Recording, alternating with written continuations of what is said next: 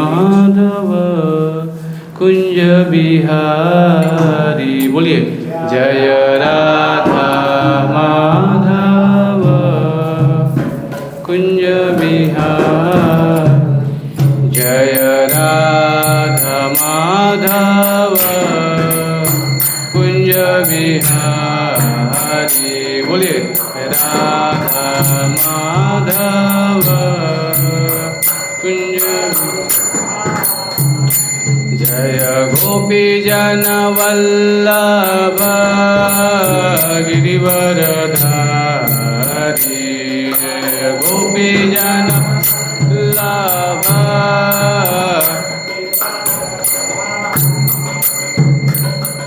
यशोदानंदन व्रज जन रंजन।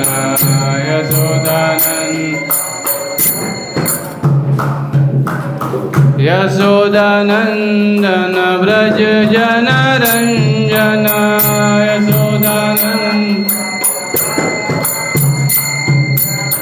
यशोदानंदन व्रज जन रंजन। यशोदानंदन यमुना तीरा वनचारी। यमुना तीरा यमुना तीरा वनचारी। यमुना तीरा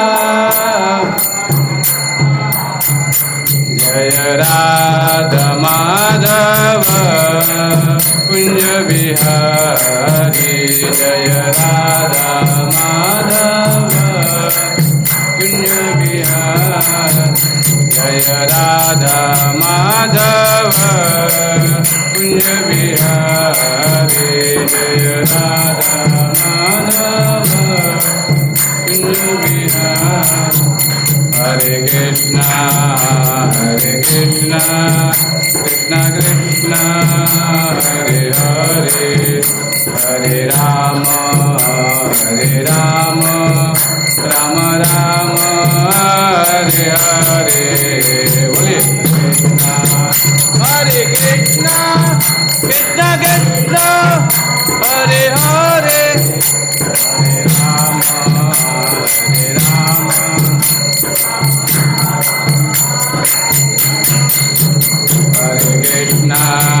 हरे कृष्णा कृष्णा कृष्णा हरे हरे। हरे राम राम राम हरे हरे। हरे कृष्णा कृष्णा कृष्णा हरे हरे। हरे राम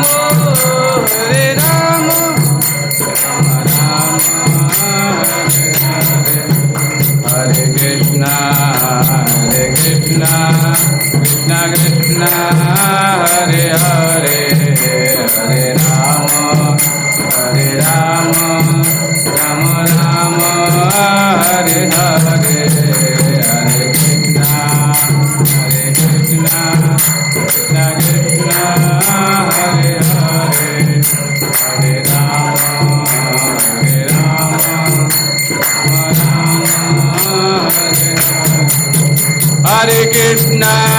हरे कृष्णा कृष्णा कृष्णा हरे हरे।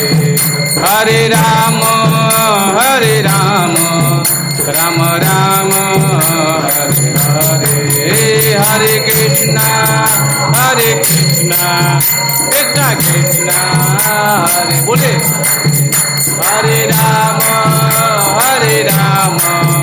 राम राम हरे कृष्णा कृष्णा कृष्णा हरे हरे। हरे राम राम हरे हरे। हरे कृष्णा कृष्णा कृष्णा हरे हरे। हरे राम राम राम हरे हरे। हरे कृष्णा कृष्णा कृष्णा हरे हरे हरे राम राम राम हरे हरे हरे कृष्णा कृष्णा कृष्णा हरे हरे हरे राम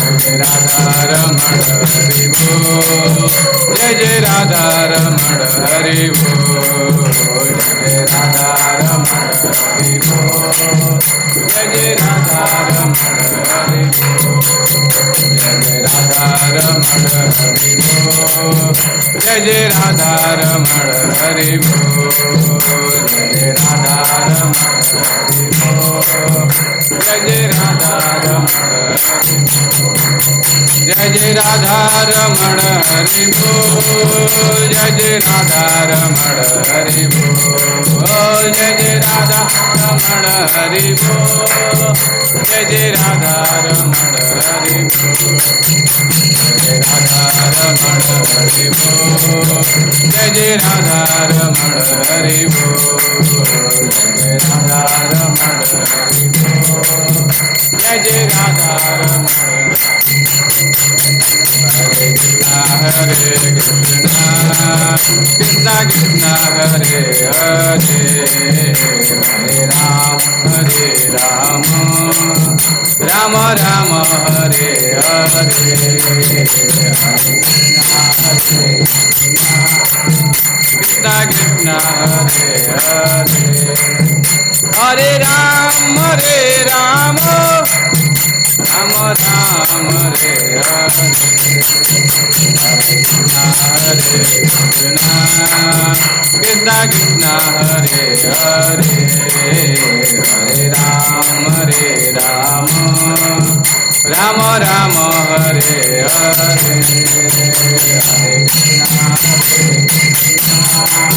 कृष्णा कृष्णा हरे हरे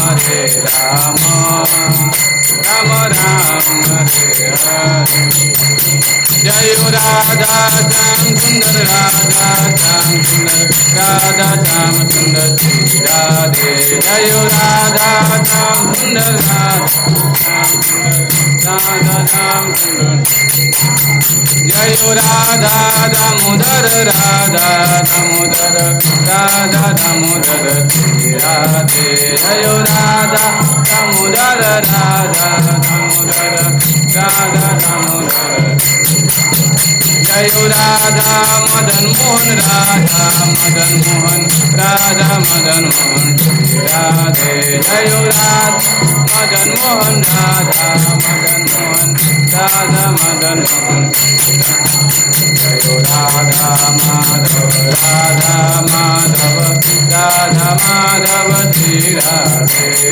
राधा माधव राधा माधव राधा माधव जय जगन्नाथ बलदेव जय सुभद्रा जय जगन्नाथ बलदेवा जय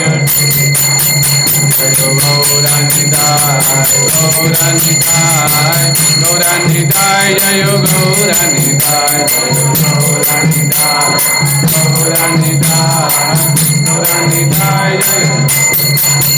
जय जय प्रभुपाद जय शिल प्रभुपाद जय प्रभुपाद जय शिल प्रभुपाद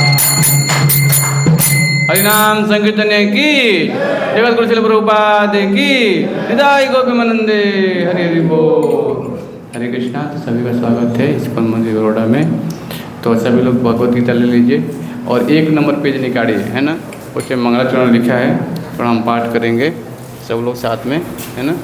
एक गीता निकालिए सब। 1 नंबर पेज पे गीता पे मंगलाचरण लिखा है ना, तो साथ में सब लोग पढ़ेंगे थोड़ा। ओम ज्ञानतिमिरान्धस्य ज्ञानंजन शलाकया चक्षुरुन्मीलितं येन तस्मै श्रीगुरुवे नमः। श्रीचैतन्यमनोभीष्टं स्थापितं येन भूतले स्वयं रूप कदा मह्यं ददाति स्वपदान्तिकं। वन्देऽहं श्रीगुरोः श्रीयुतपदकमलं श्रीगुरून् वैष्णवांश्च श्रीरूपं साग्रजातं सहगण रघुनाथान्वितं तं सजीवं साद्वैतं सावधूतं परिजनसहितं कृष्णचैतन्यदेवं श्रीराधा कृष्णपादान् सहगण ललिता श्रीविशाखाविन्दांश्च। हे कृष्ण करुणा सिंधु दीनबंधो जगतपते गोपेश गोपिका कांत राधा कांत नमस्तुते। तप्त कांचन गौरांगी राधे वृंदावनेश्वरी वृषभानुसुते देवी प्रणमामि हरिप्रिये। वाञ्छाकल्पतरुभ्यश्च कृपा सिन्धुभैव च पतितानां पावनेभ्यो वैष्णवेभ्यो नमो नमः। श्री कृष्ण चैतन्य प्रभु नित्यानंद श्री अद्वैत गदाधर श्रीवासादि गौर भक्तवृंद। हरे कृष्णा कृष्णा कृष्णा हरे हरे हरे राम राम राम हरे हरे। तो आज हम भगवत गीता के अध्याय 5 और श्लोक संख्या 11 सब लोग निकाल लीजिए। अध्याय 5 श्लोक संख्या 11। अध्याय का नाम है कर्मयोग, कृष्ण भावना भावित कर्म। मेरे पीछे बोलेंगे। कायेन मनसा बुद्ध्या केवलेन्द्रियैरपि योगिनः कर्म कुर्वन्ति संगं त्यक्त्वात्मशुद्धये। कायेन मनसा बुद्ध्या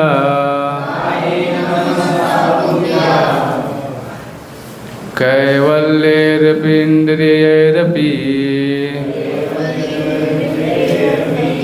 योगिनः कर्म कुर्वन्ति संगं त्यक्त्वात्मशुद्धये। बोलिए। कायेन शरीर से, मनसा मन से, बुद्धया बुद्धि से, केवल है शुद्ध, इंद्रिय इंद्रियों से, अपि भी योगिनः कृष्ण भावना भावित व्यक्ति कर्म। धन्यवाद। कर्म हो गया। कुर्वन्ति करते हैं।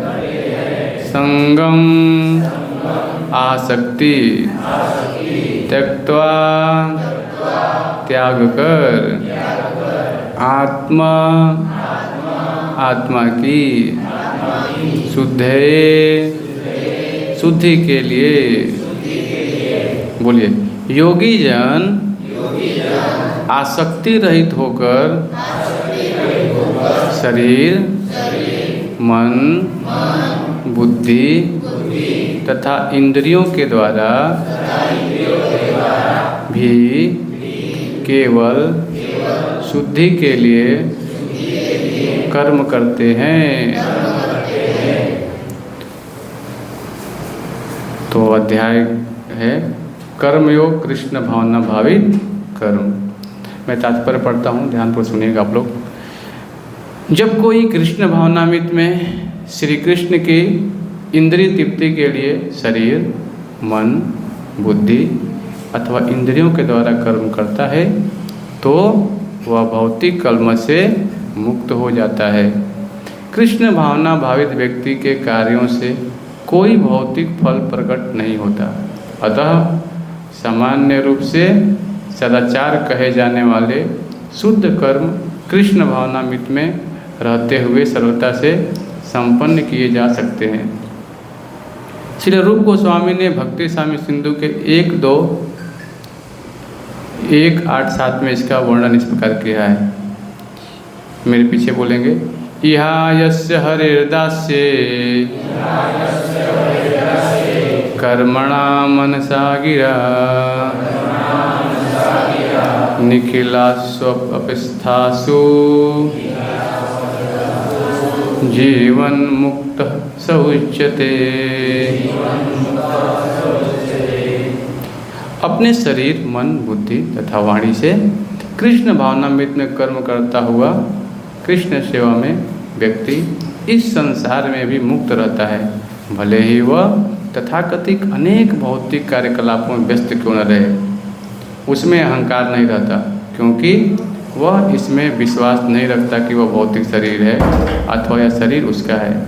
वह जानता है कि वह यह शरीर नहीं है और न ही यह उसका शरीर ही उसका है। वह स्वयं श्री कृष्ण का है और उसका यह शरीर भी श्री कृष्ण की संपत्ति है।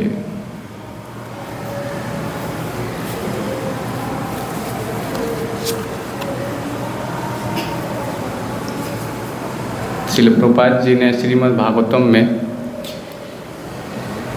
एक प्रवचन दिया था मायापुर में फरवरी 26, 1976 में बताया था कि संसार में वास्तविक उपाय है क्या। प्रत्येक व्यक्ति चाहता है आनंद। तो एक बताया गया कि प्रभुपाद जी बताते हैं कि कसाई घर में जब एक पशु को मारा जाता है उस समय दूसरा पशु घास खा रहा होता है। वह सोचता है कि मैं सुरक्षित हूँ। वह यह नहीं जानता कि अगले क्षण मैं मारा जाऊंगा। यह वास्तव में पशु जीवन है। मानव का अर्थ है यदि कोई मारा जाता है तो दूसरे को यह देखकर तुरंत सावधान हो जाना चाहिए। हो अब मेरी भी बारी आ सकती है, मुझे यहाँ से तुरंत चले जाना चाहिए। इसके संबंध में एक कथा है, श्रील प्रभुपाद जी बताते हैं। कथा नहीं वास्तविकता है। एक शिकारी अपना जाल बिछाता है। कुछ छोटे पक्षी वहाँ आते हैं, वह जाल में फंस जाते हैं और रोने लगते हैं। वह लगातार रोते रहते हैं।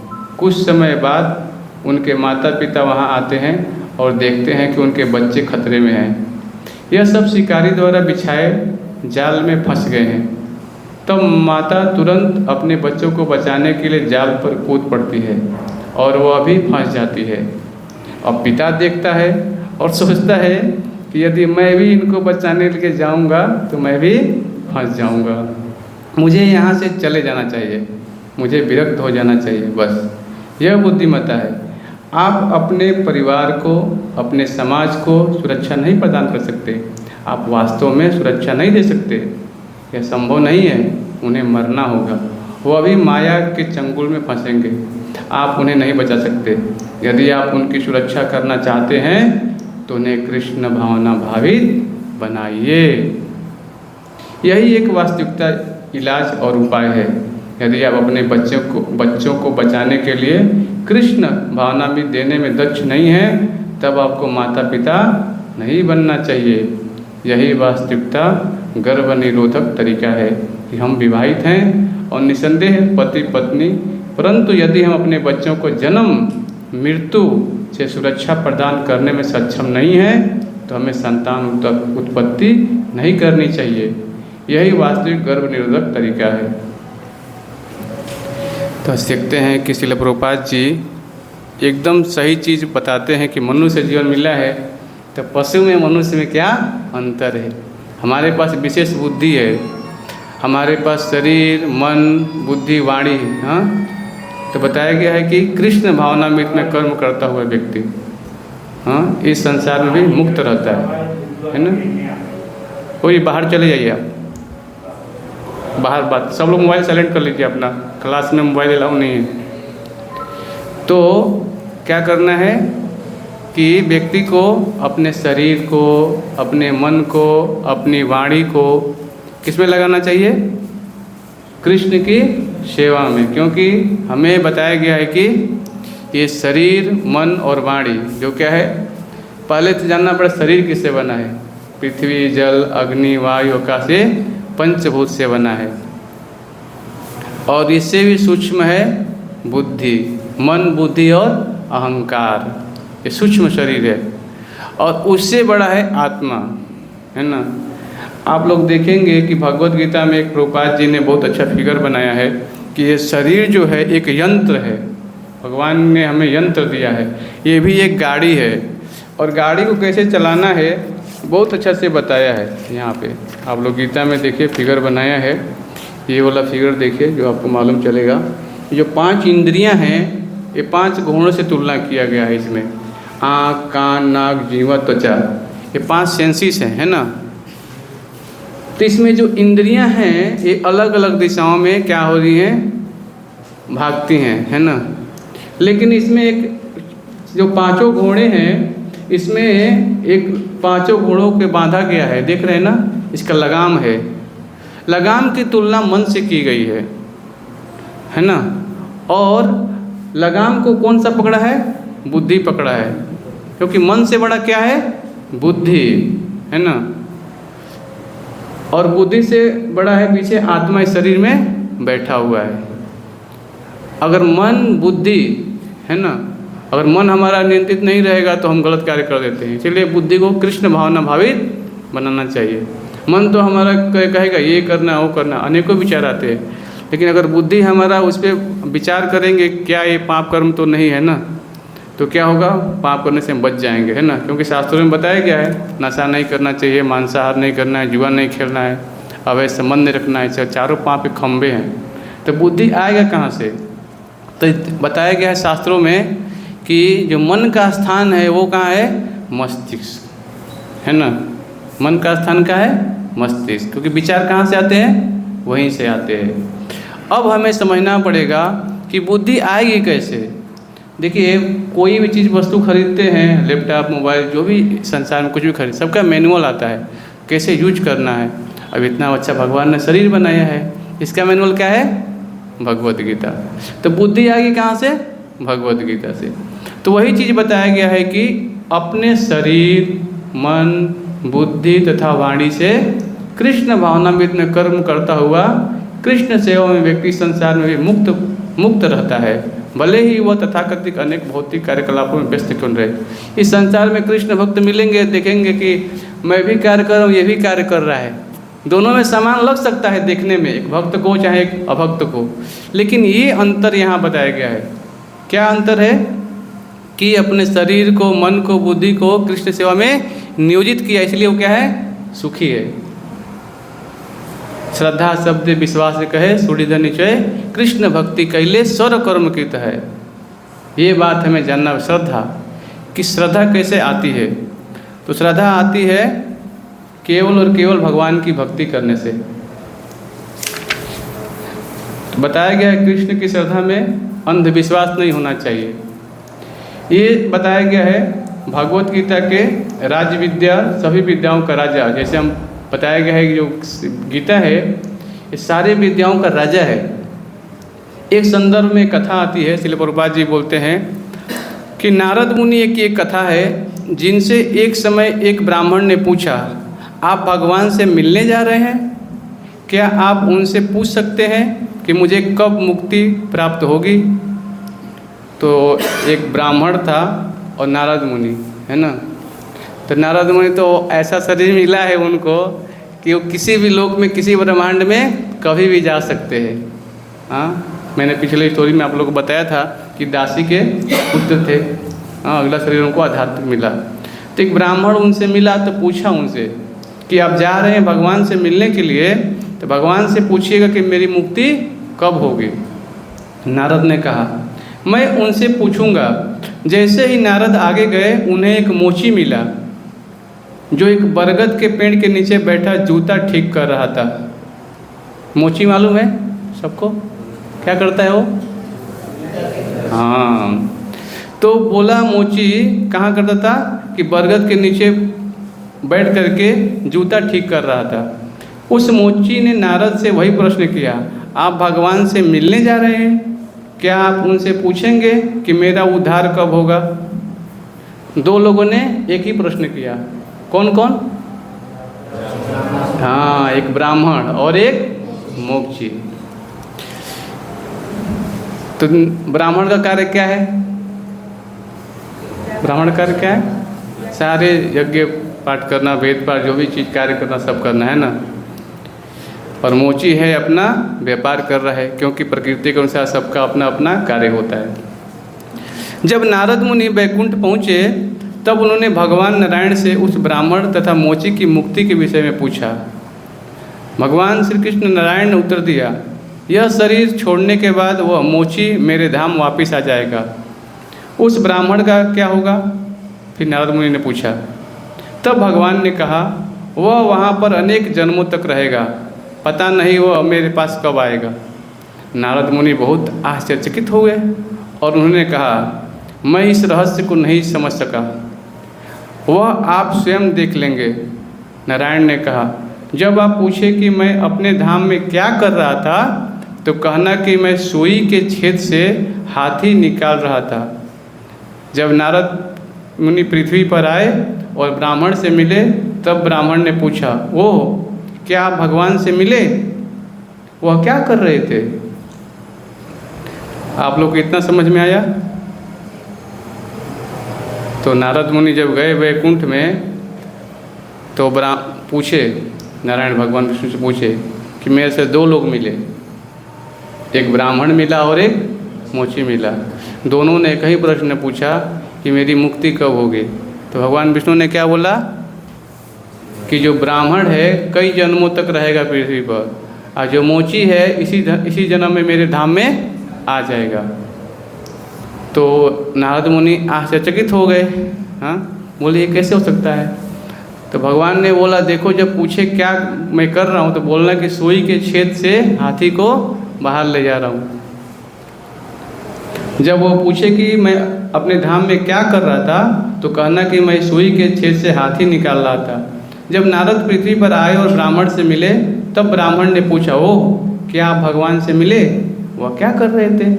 तो वह सुई के छेद से हाथी निकाल रहे थे। नारद ने उत्तर दिया, मैं इस बेहुदगी पर विश्वास नहीं करता, मैं इस बेहुदगी पर विश्वास नहीं करता। कौन बोल रहा है? ब्राह्मण बोल रहा है। ब्राह्मण ने उत्तर दिया।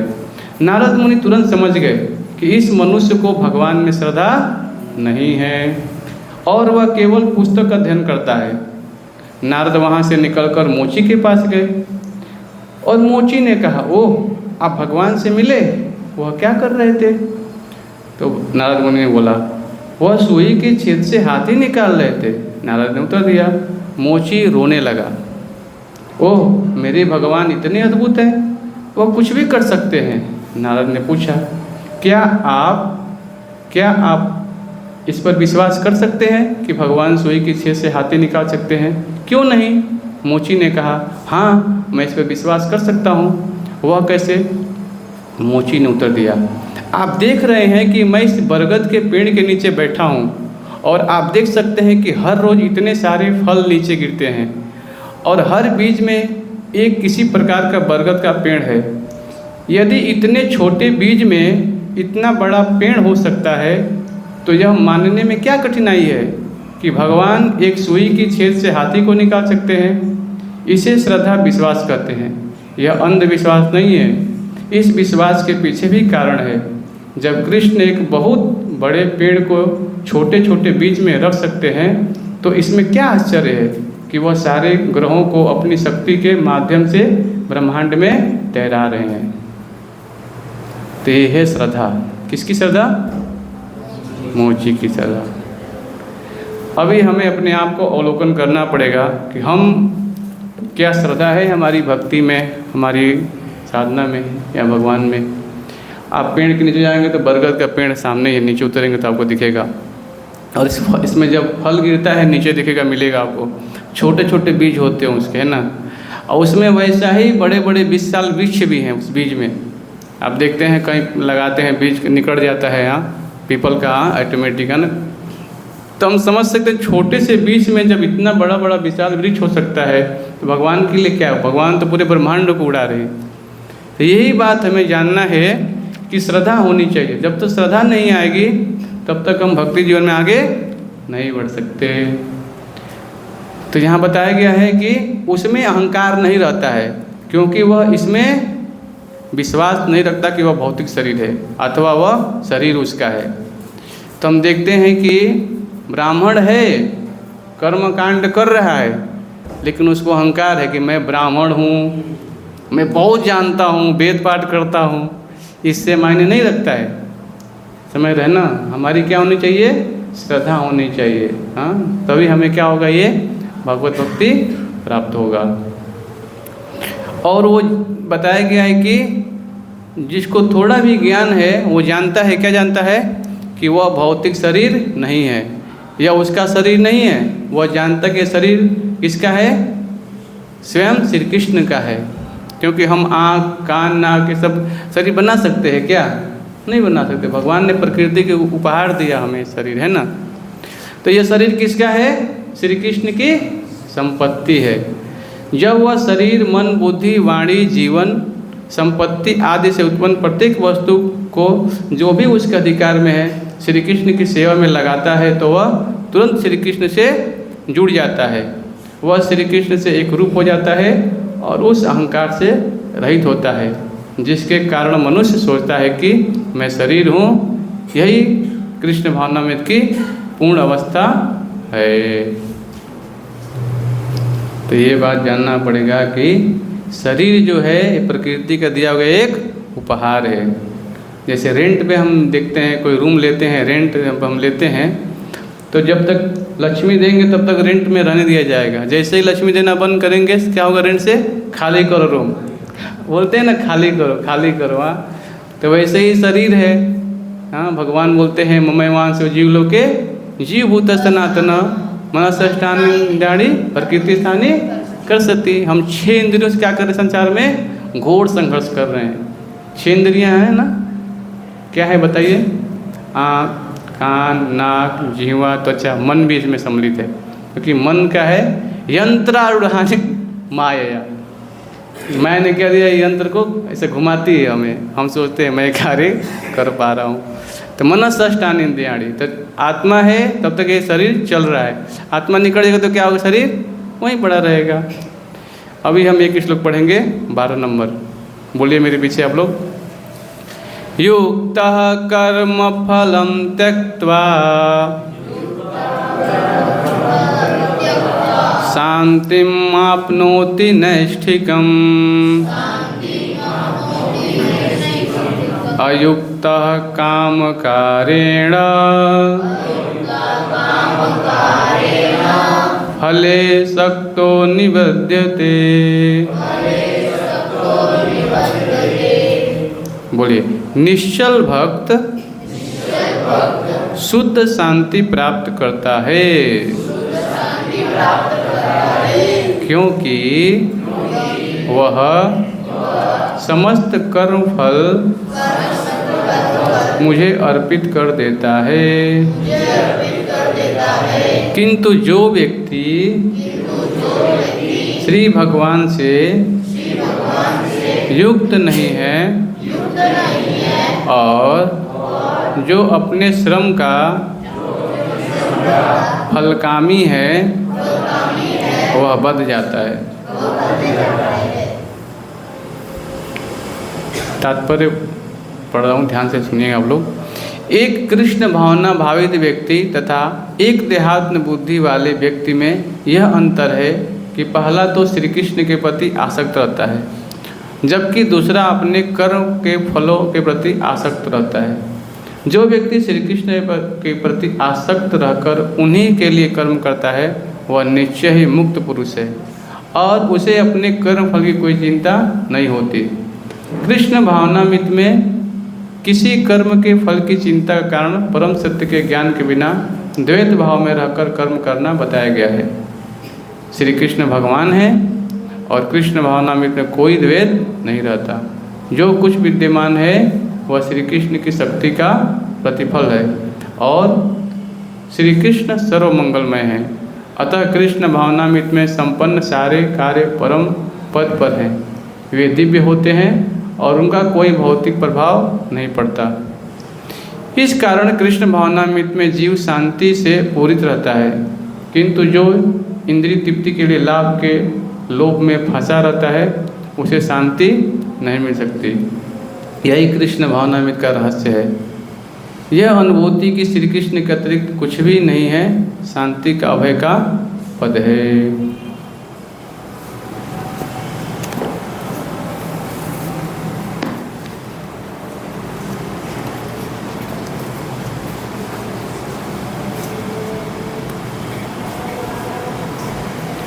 हम देखते हैं कि जो अम्बरीश महाराज थे पूरे पृथ्वी के राजा थे और राजा जो थे क्या करते थे, मैं आप लोगों को थोड़ा भागवतम से सुनाता हूँ।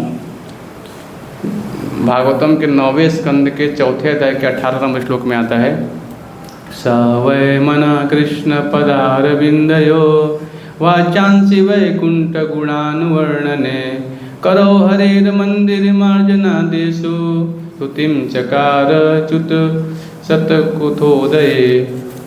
महाराज अम्बरीश सदैव अपने मन को कृष्ण के चरण कमलों पर ध्यान करने में, अपने शब्दों को भगवान का गुणगान करने में, अपने हाथों को भगवान का मंदिर झाड़ने बुहारने में तथा अपने कानों को कृष्ण द्वारा या कृष्ण के विषय में कहे गए शब्दों को सुनने में लगाते थे।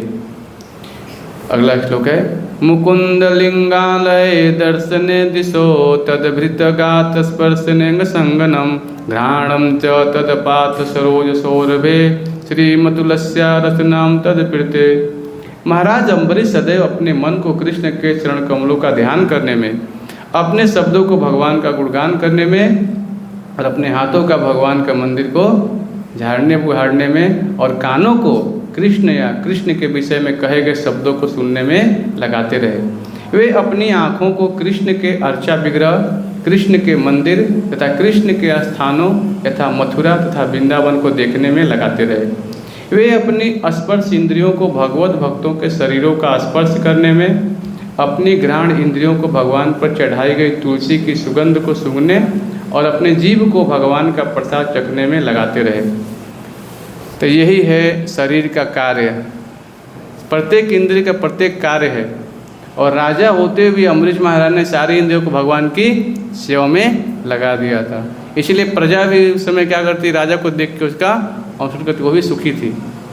लेकिन आज सब देखते हैं कि कलौ दोष निधि राजन अस्ति एक महान गुण कीर्तनाथ देव कीर्तन स मुक्त संगम पर। कलयुग दोषों की खान है, हाँ, लेकिन इसमें एक महान भी गुण है कि कोई व्यक्ति भगवान के नाम का जप करता है, भगवान का नाम लेता है तो सबकी कलयुग के प्रभाव से मुक्त हो जाता है। लेकिन नाम लेना जो है सबसे कठिन कार्य है, क्योंकि किसी के पास अभी टाइम नहीं है।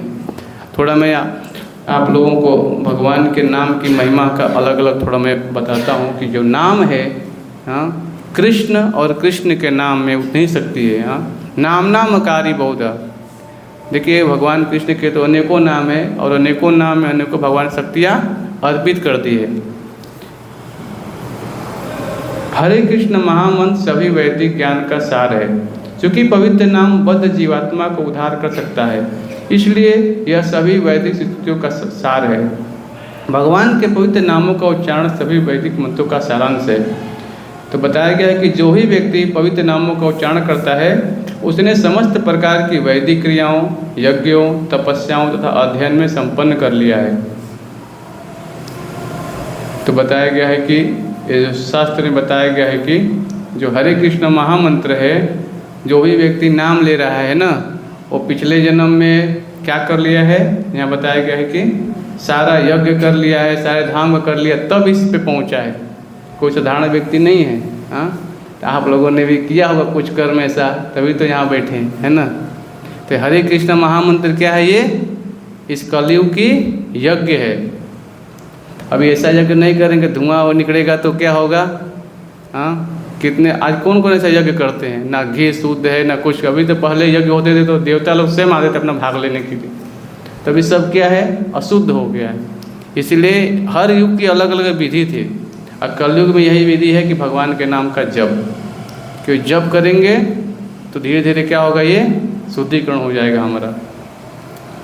तो हरे कृष्ण महामंत्र श्री कृष्ण की बंसी ध्वनि को प्रदर्शित करता है। श्री चैतन्य चैतामृत की मध्य लीला के 21 नंबर के तात्पर्य में बताया गया है कि पवित्र नाम का समस्त आनंद का सार है। हरे कृष्ण महामंत्र मंत्र की शुद्धि की आवश्यकता नहीं होती है। जिस प्रकार सर्प के द्वारा डसे हुए व्यक्ति को मंत्रों के उच्चारण के द्वारा वापिस चेतना में लाया जाता है, उसी प्रकार भौतिक जीवन में अचेत अवस्था में स्थित व्यक्ति को महामंत्र के श्रवण के द्वारा जागृत किया जा सकता है। तो गांव में कितने कितने लोग रहे, कितने साल तक रहे बताइए। 2 ही लोग गांव में रहे, 3 लोग धीरे धीरे उठा रहे। तो गांव में देखते किसी को सर्प काटता था तो लेके जाते थे किसी को जो सीखा होता कुछ, तो उसको झाड़ फूँक करवाने के लिए, औषधि के लिए, मालूम है आप लोगों को, मंत्रों के द्वारा जिलाते थे। गांव में अभी भी है, आप जाएंगे तो उत्तर भारत में हमारी तरफ होता है। वो लोग क्या करते हैं कि उसको जैसे जब ग्रहण लगता है तो उसको फिर से उसको जगाते हैं उसमें, और वो वैदिक मंत्रों की ध्वनि से कोई व्यक्ति को सर्प काट दिया तो जिला भी देते हैं, है ना। हम देखते हैं कि एक कथा सुनते थे, बता रहे थे महाराज, एक व्यक्ति को सर्प काटा था तो उसको व्यक्ति मुंह से गांज निकलता है बहुत ज़्यादा, है ना, क्योंकि विषैला सर्प होता है। तो उस समय क्या था, कुआं था, कुएं की उसमें पानी निकाल करके सर पे डालते रहते थे।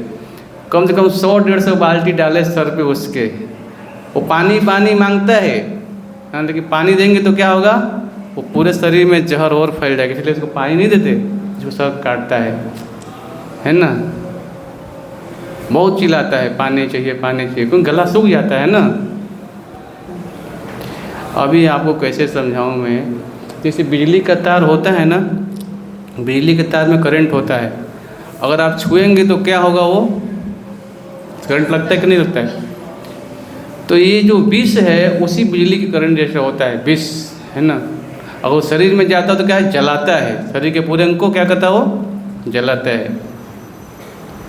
तो व्यक्ति के ऊपर 100 बाल्टी से करीब पानी डाला गया तो धीरे धीरे धीरे धीरे उसका शरीर तो शीतल हुआ, क्योंकि शरीर में क्या होता है, जलन होता है वो, और वैदिक मंत्रों से इसको जिलाया गया।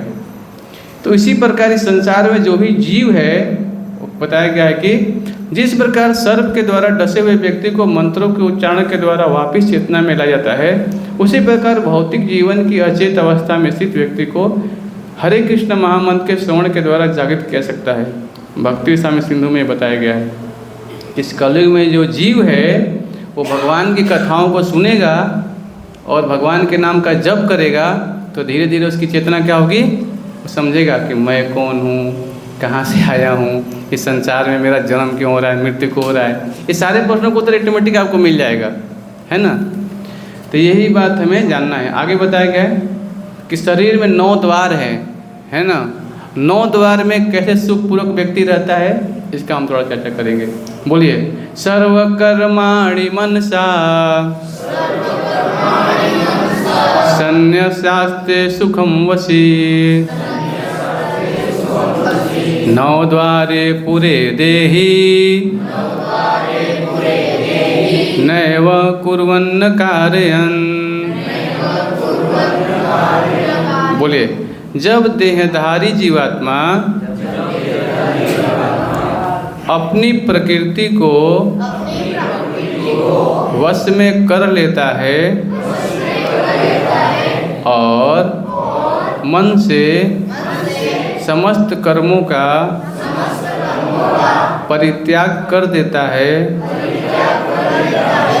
तब वह नौ द्वारों वाले नगर भौतिक शरीर में बिना कुछ किए कराए सुखपूर्वक रहता है। तात्पर्य पढ़ रहा हूँ, ध्यान को सुनिएगा आप लोग। देहधारी जीवात्मा नौ द्वारे वाले नगर में वास करता है। तो हमारा जो शरीर है उसमें नौ द्वार हैं। शरीर अथवा नगर रूपी शरीर के कार्य प्राकृतिक गुणों द्वारा स्वतः संपन्न होते हैं। शरीर की परिस्थितियों के अनुसार रहते हुए भी जीव इच्छा अनुसार इन परिस्थितियों के परे भी हो सकता है। अपनी परा प्रकृति को विस्मित करने के ही कारण वह अपने को शरीर समझ बैठता है और इसलिए कष्ट पाता है। कृष्ण भावनामृत के द्वारा वह अपनी वास्तविक स्थिति को पुनः प्राप्त कर सकता है और इस देह बंधन से मुक्त हो सकता है।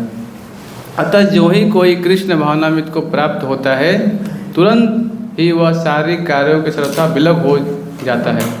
ऐसे संयमित जीवन में जिससे उसकी कार्य प्रणाली में परिवर्तन आ जाता है, वह नौ द्वारे वाले नगर में सुखपूर्वक निवास करता है। ये नौ द्वार इस प्रकार हैं।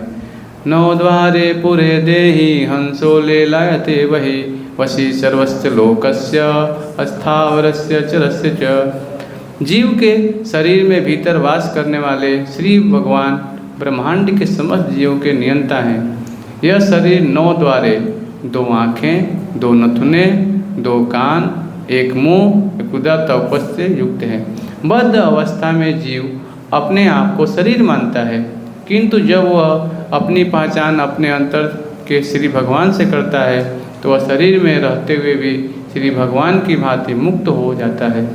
श्वेताश्वतर उपनिषद में 3:18 अतः कृष्ण भावना भावित व्यक्ति शरीर के बाह्य तथा आंतरिक दोनों कर्मों से मुक्त रहता है।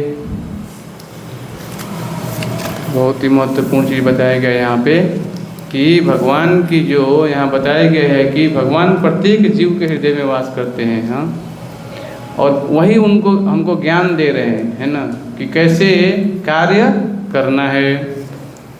अब एक चीज़ आता है, मैंने आप लोग को बताया था कि श्रद्धा शब्द विश्वास कहे सूढ़ी निश्चय कृष्ण भक्ति कैले सर्वकर्म। ये चैतन्य चैतामृत का श्लोक है, बताया गया है मध्य लीला के 22वें अध्याय के 62 नंबर श्लोक में बताया गया है। कृष्ण की दिव्य प्रेमा भक्ति करने पर मनुष्य स्वतः सारे गौण कर्म संपन्न कर लेता है। ऐसा सुदृढ़ निश्चय श्रद्धा कहलाता है। ऐसी श्रद्धा भक्ति में सेवा को संपन्न करने के लिए अनुकूल होता है। तो ये जब चैतन्य महापुरुष धराधाम पे थे तो उनके एक शिष्य थे श्रील सनातन गोस्वामी। जब उनसे वो मिले तो उन्होंने बहुत सारे प्रश्न किए, उनको वृंदावन भेजा कि जाओ भगवान की कृष्ण की लीलाओं को जहाँ जहाँ स्थली है उसका पुनर्निर्माण करो, ताकि वो सब लुप्त हो गया था। तो 6 गोस्वामी गए जब, तो उन्होंने पूरा वो पुनः स्थली भगवान वृंदावन की जहाँ जहाँ लीलाएँ होती पुनः उसको क्या किया, पुनर्जागरण किया। और आज हम जाते हैं वृंदावन तो हम देखते हैं भगवान ने यहाँ पे ये लीलाएँ किया, वो लीलाएँ किया, सब क्या है बताया जाता है वहाँ पे। तो इसमें बताया गया है कि 3 चीज़ हमें जानना पड़ेगा कि भगवान से हमारा संबंध क्या है, दूसरा अविदेह और तीसरा प्रयोजन। जैसे एक पिता का पुत्र से क्या संबंध है, हाँ, ये हमें जानना पड़ेगा। और अविदेह मैं बताता हूँ पढ़ के। वेद शास्त्र कहे संबंध अविदेय प्रयोजन, कृष्ण प्राय संबंध भक्ति प्रत्य साधन। वैदिक ग्रंथ कृष्ण के साथ जीवन के सनातन संबंध के विषय में जानकारी देते हैं। यही संबंध कहलाता है। जीव द्वारा इस संबंध की जानकारी तथा तदनुसार कर्म करना अविधेय कहलाता है और भगवत धाम लौट जाना जीवन का चरम लक्ष्य, जिसे प्रयोजन कहते हैं। तो ये शास्त्र है हमें जानकारी दे रहा है। क्या जानकारी दे रहा है? कि मैं कौन हूँ, कहाँ से आया हूँ, कहाँ जाना है, इसका सारे चीज़ों का शास्त्रों में बताया गया। अगर हम पढ़ेंगे तो जानेंगे कि मेरा संबंध क्या है भगवान से। और आगे बतलाया गया है कि जीव द्वारा इस संबंध की जानकारी तथा तदनुसार कर्म करना अविधेय कहलाता है। आपका मित्र अमेरिका में रह रहा है, वहाँ से फ़ोन कर रहा है, यहाँ बहुत डॉलर है, बहुत अच्छा जगह है, बहुत 1 घंटा गुणगान करेगा। आपको क्या होगा? जाने की इच्छा हो जाए। केवल सुनेंगे फ़ोन पे तो वीडियो दिखाएगा, देखो इतना अच्छा क्लीन रोड है, आपके है क्या वहाँ पे? तो सब दिखलाएगा तो क्या होगा? देख के इच्छा हुई जाने की। आप क्या आप तो कभी गए नहीं, केवल सुने। अब वेद शास्त्र बता रहा है, देखो भगवान के धाम में जन्म मृत्यु नहीं होता है, वहाँ बुढ़ापा नहीं होता है, वहाँ कष्ट नहीं होता है, आध्यात्मिक शरीर मिलता है जीव को। तो आपको जाने की इच्छा होगी। अब जाएंगे कैसे? तो कर्म करना पड़ेगा। अमेरिका जाने के लिए क्या करना पड़ेगा? पासपोर्ट बनवाना पड़ेगा और क्या करना पड़ेगा? पैसा भरना पड़ेगा, बहुत सारा चीज़ करना पड़ता है। अमेरिका में सबको वीज़ा नहीं मिलता है, सुना मैंने। ये मिलता है? नहीं मिलता है। ठीक है, तो कर्म कैसे करना है कृष्ण के बाद ये हमें बताया गया है। तो कर्म करना अविधेय कहलाता है। कर्म कैसे करना है? कृष्ण भावनामृत में कर्म करना है। जो भी हम कार्य कर रहे हैं इसको फल को अर्पण करना है कृष्ण को, है ना। तो ये अविधेय कहलाता है। और भगवत धाम लौट जाना का जीवन जो चरम लक्ष्य है, जिसे प्रयोजन कहते हैं। तो यही हमारा प्रयोजन होना चाहिए कि अंत्य समय नारायणी स्मृति, अंत समय में हमारे भगवान का चिंतन हो जाए। इसीलिए हम यहाँ बैठे हैं कि भगवान कथा सुन रहे हैं कि मरते समय थोड़ा भी मेरे को भगवान के मुख से नाम निकल जाए, कृष्ण का नाम, भगवान की स्मृति हो जाए, तो ये मनुष्य जीवन सफल हो जाएगा। तो ये 9 द्वार है, 9 द्वार के अलग अलग कार्य भी हैं। और जैसे मैंने आप लोग को बताया था, अम्बरीश महाराज ने क्या किया था? पूरे शरीर को भगवान की सेवा में लगाया था। और वैसे ही हमें अभी हमने क्या किया है? पैरों को भगवान के मंदिर आने के लिए लगाया। ये भी एक क्या किया हमने? अभी कानों को भी लगा रहे हैं भगवान कथा सुनने में, समझ रहे हैं ना। तो ये जो अंग है, इस क्या कर रहे हैं? प्रत्येक अंग से प्रत्येक हम उपयोग में ला रहे हैं। अभी ऐसे घर पे भी रोज करना है हमें, है ना। तो यही बात बताया गया है कि बोलिए, न कर्तव्यम न कर्माणि लोकस्य सृजति प्रभो न कर्म फलम संयोगम स्वभावस्तु प्रवर्तते। बोलिए, शरीर रूपी नगर का स्वामी देहधारी जीवात्मा न तो कर्म का सृजन करता है, न लोगों को कर्म करने के लिए प्रेरित करता है, न ही कर्म फल की रचना करता है। यह सब तो प्रकृति के गुणों द्वारा ही किया जाता है। पढ़िए रंजना माता जी, तात्पर्य पढ़िए। तो जैसा कि 7वें अध्याय में बताया जाएगा, जीव तो परमेश्वर की शक्तियों में से एक है, किंतु वह भगवान की अपरा प्रकृति है जो पदार्थ से भिन्न है। संयोगवश परा प्रकृति या जीव अनादिकाल से प्रकृति अपरा के संपर्क में रहा है। जिस नाशवान शरीर या भौतिक आवास को वह प्राप्त करता है, वह अनेक कर्मों और उनके फलों का कारण है। ऐसे भद्र वातावरण में रहते हुए मनुष्य अपने आप को अज्ञानवश शरीर मानकर शरीर के कर्म फलों का भोग करता है। अनंत काल से उपार्जित यह अज्ञान ही शारीरिक सुख दुख का कारण है। जो ही जीव शरीर के कार्यों से पृथक हो जाता है, त्यों ही वह कर्म बंधन से भी मुक्त हो जाता है। जब तक वह शरीर रूपी नगर में निवास करता है, तब तक वह इसका स्वामी प्रतीत होता है, किंतु वास्तव में वह न तो इसका स्वामी होता है और न इसके कर्मों तथा फलों का नियंता ही है। वह तो इस भवसागर के बीच जीवन संघर्ष में रत प्राणी है। सागर की लहरें उसे उछालती रहती है, किंतु उन पर उसका बस नहीं चलता। उसके उद्धार का एकमात्र साधन है कि दिव्य कृष्ण भावनामृत द्वारा समुद्र के बाहर आए। इसी के द्वारा समस्त अशांति से उसकी रक्षा हो सकती है। तो शुरू से मैं आप लोगों को थोड़ा बता देता हूँ। जो पहला हमारा श्लोक था, अर्जुन प्रश्न कर रहे हैं भगवान से। क्या प्रश्न कर रहे हैं कि कर्म का त्याग अथवा विरक्तिपूर्ण कार्य, ये पहला नंबर श्लोक में हमें बताया गया कर्म करना कैसे है। और फिर दूसरे अध्याय से 6 नंबर श्लोक में बताया गया कि कर्म योग संन्यास के ही तुल्य है परंतु आसान है। तो इसके बताया गया त्याग तथा विरक्तिपूर्ण कार्य एक समान है, लेकिन अर्जुन के लिए कर्म श्रेष्ठ है क्योंकि असामयिक त्याग दुखपूर्ण होते हैं। फिर अभी 7 नंबर से लेकर जो 16 नंबर तक के श्लोक हम पढ़ रहे हैं, इसमें बताया गया है कि निष्काम कर्मयोग बंधन से मुक्ति दिलाता है। तो इसके 2 चीज़ हैं। 7 से 12 में हमने पढ़ा कि योग उक्ति के लक्षण, बंधन में लिप्त नहीं, जितेंद्रिय कार्यरत रहकर भी निष्क्रिय, विरक्तिपूर्व परमेश्वर के लिए कार्यरत। तो बताया गया है कि यहाँ पे कि निष्काम कर्मों के बारे में बताया जा रहा है। कोई भी हम कर्म कर रहे हैं तो कर्म की हम इच्छा करते हैं कि आगे क्या रिजल्ट होगा, लेकिन यहाँ बताया गया है कि निष्काम कर्म जो है बंधन से हमें मुक्ति दिलाता है। फिर 13 से 16 नंबर श्लोक में बताया गया है 3 कर्ताओं का ज्ञान, आत्मा, भौतिक प्रकृति और भगवान। अज्ञान से आत्मा मोहग्रस्त होती है जबकि ज्ञान से बोध होता है हमें। ये बात हमें बताया गया है इसमें। और फिर जो मैं शुरू से बताता हूँ, आप वो ध्यान से सुनिएगा थोड़ा। ये भी यहाँ से हमने जो 10 नंबर श्लोक पढ़ा है उसके बारे में थोड़ा आपको बताता हूँ मैं। 10 नंबर श्लोक में बताया गया है ब्रह्मणधाय कर्माणि, जो व्यक्ति कर्म फलों को परमेश्वर को समर्पित करके, देखिए 10 नंबर श्लोक निकालिए आप लोग। सबसे शुरू में मैंने चर्चा किया था 10 नंबर श्लोक में।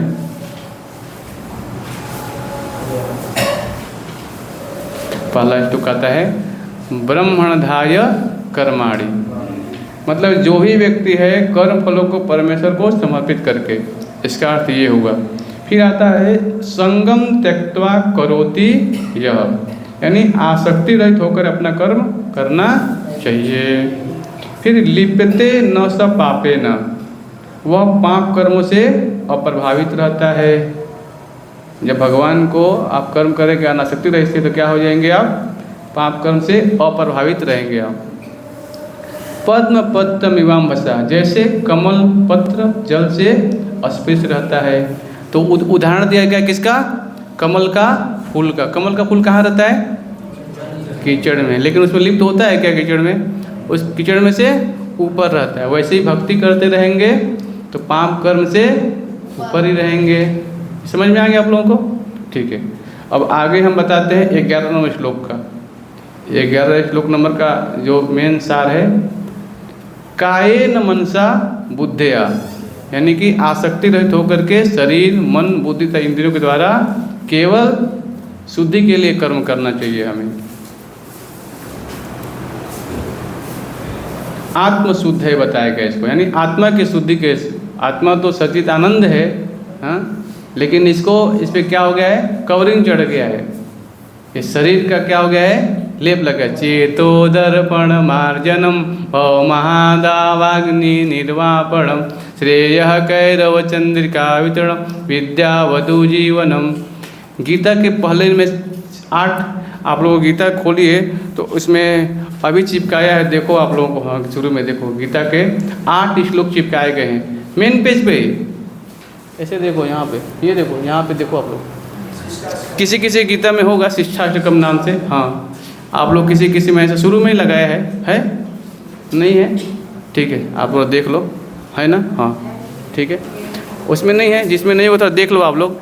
लो बोलिए, देखो जब चैतन्य महापुरुष इस धरा धाम में आए थे तो उन्होंने 8 श्लोक मंदिर के ऊपर गुंबज भी लिखा गया है।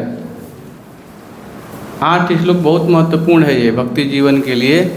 पहला बताया गया चेतो दर्पण मार्जनम, चित्त रूपी दर्पण का मार्जन कैसे होगा ये हमें बताया जा रहा है। मैं थोड़ा बहुत महत्वपूर्ण चीज़ है, थोड़ा मैं आप लोगों को पढ़ के उसका बता देता हूँ। रोज़ ये पाठ करना है, सब लोग मोबाइल में फ़ोटो खींच लीजिए। इसको रोज़ मंदिर में पाठ भी होता है हमारे यहाँ, इसके ऊपर एक दिन क्लास करेंगे। थोड़ा मैं संक्षेप में बस बता देता हूँ पहला श्लोक का। चेतो दर्पण मार्जनम। चेता यानी होता है हृदय का, दर्पण यानी शीशा में मुँह कितने लोग देते हैं, आईना, उसको बोलते हैं दर्पण। मार्जनम, मार्जनम यानी स्वच्छ करना। भव यानी भौतिक अस्तित्व की। महादाव अग्नि यानी धधकती हुई जंगल की आग। निर्वापणम यानी बुझाना। श्रेय यानी सौभाग्य का। मेरे पीछे बोलिए।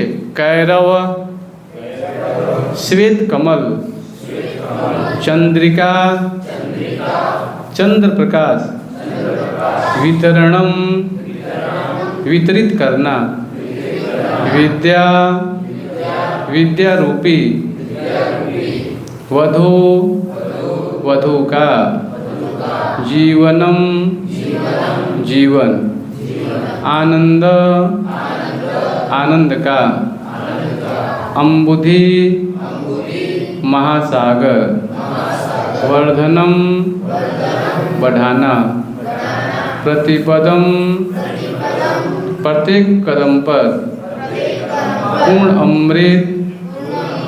पूर्ण अमृत का, आस्वादनम आस्वाद करना, सर्व सभी के लिए, आत्मसत्नम आत्मा का स्नान, परम दिव्य, विजयते विजय हो, श्री कृष्ण संकीर्तनम पवित्र श्री कृष्ण के सामूहिक कीर्तन की। कृष्ण संकीर्तन, पवित्र का जो भगवान कृष्ण का जो नाम है वो क्या है, कृष्ण नाम पवित्र है, इसका क्या करना चाहिए, सामूहिक कीर्तन करना चाहिए। मेरे पीछे बोलिए। श्री कृष्ण संकीर्तन की परम विजय हो,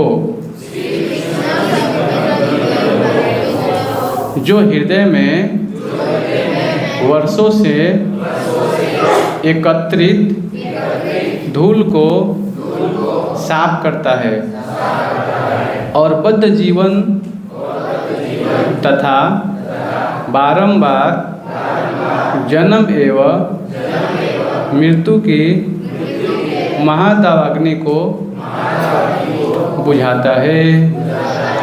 यह संकीर्तन आंदोलन सारी मानवता के लिए मुख्य वरदान है, क्योंकि यह वरदायक चंद्रमा की किरणों को फैलाता है। यह समस्त दिव्य ज्ञान का जीवन है। यह दिव्य आनंद के सागर को बढ़ाने वाला है और उस अमृत को चखने में हमें समर्थ बनाता है, जिसके लिए हम सदैव लालायित रहते हैं। तो ये जो हरे कृष्ण महामंत्र है, कितने सारे इसमें गुण हैं। बताया गया है कि जैसे आप घर बन करके 1 महीने के लिए कहीं चले जाते हैं, फिर आते हैं घर पे देखते हैं अंदर बहुत सारा धूल आ जाता है, तो क्या करते हैं आप लोग, सबसे पहले झाड़ू उठाते हैं। तो झाड़ू उठा क्या करते हैं, घर का सफाई। तो सफाई करेंगे तो गर्दे उड़ेंगे, तो खांसी भी आएगी, हाँ, लेकिन फिर भी आप सफाई करते रहते हैं तो घर स्वच्छ हो जाए, फिर आप रहने लायक हो जाते हैं।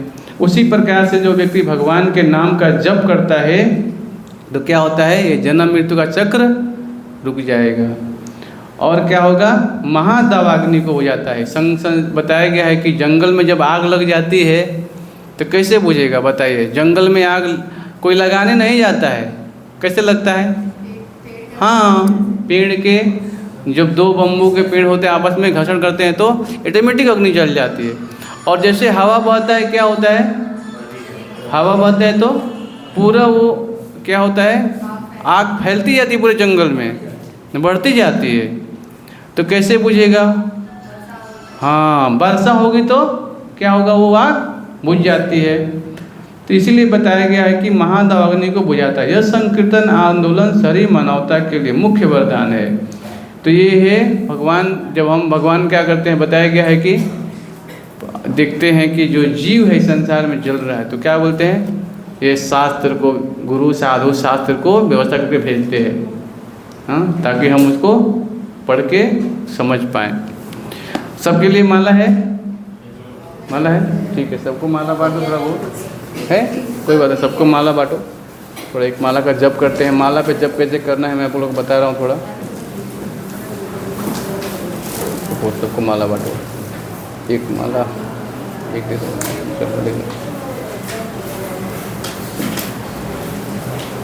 किन लोगों ने मंदिर में सबने दीपदान कर लिया?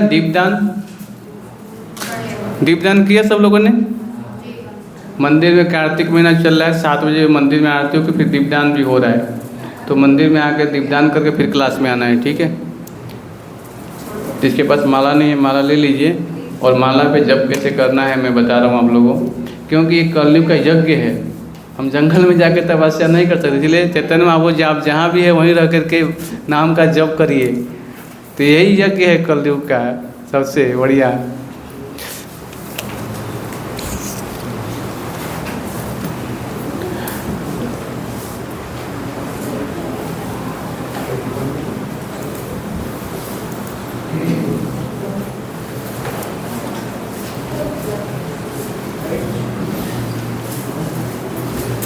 इसको बंद कर दो, बंद करके रख दो।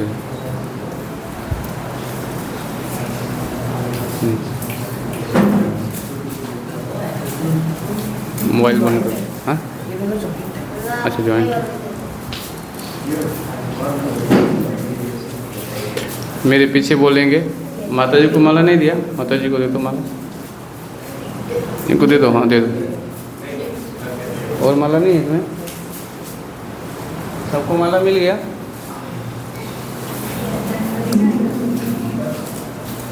मेरे पीछे बोलेंगे जय श्री।